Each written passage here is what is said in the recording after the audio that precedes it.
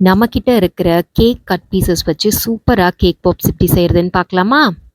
நான் இன்னைக்கு பார்த்தீங்கன்னா, தம்பிக்கு பர்த்டே கேக் பண்ணேன் இல்லைங்களா? அதோட டாப் லேயர் அதாவது கேக் லெவல் பண்ணும்போது அந்த டாப் லேயர் நம்ம வந்து யூசுவலி கட் பண்ணி எடுத்து வச்சுருவோம். அந்த கட் பீசஸ் வச்சு தான் பண்ண போறேன். ஸோ ஃபர்ஸ்ட் அந்த கட் பீசஸ் வந்து கையில நல்லா க்ரஷ் பண்ணி பவுடர் மாதிரி ஆக்கிடுங்க. அதுக்கப்புறம் லெஃப்ட் ஓவர் கனாஷ் இருக்கும்ல, சாக்லேட் கனாஷ் அத ஆட் பண்ணி 2 to 3 டேபிள் ஸ்பூன்ஸ் ஆட் பண்ணி நல்லா இந்த மாரி பெசஞ்சிங்கன்னா, நல்லா உங்களுக்கு ஸ்டிக்கியா நம்ம குலோப் ஜாமுன் மாவு பிசைவோம் இல்லைங்களா? அந்த மாதிரி வரும். ஸோ அதுக்கப்புறம் எடுத்து கையில அழகா இந்த மாதிரி நீங்கள் ரோல் பண்ணிக்கலாம். எக்ஸாக்ட்லி நம்ம குலோப் ஜாமுன் ஷேப்லேயே தாங்க இருக்கும். ஸோ இந்த மாதிரி ஸ்டிக்கியாக இல்லாமல் சூப்பராகவே உங்களுக்கு வரும். இந்த மாதிரி ஃபஸ்ட்டு பால்ஸ் எல்லாம் பண்ணிவிட்டு ஒரு 30 மினிட்ஸ் போல் ரெஃப்ரிஜரேட் பண்ணிவிடுங்க. அதுக்கப்புறம் எடுத்து டூத்பிக்கில் இன்சர்ட் பண்ணிவிட்டு சாக்லேட்டில் வந்து டிப் பண்ணி எடுத்துக்கோங்க.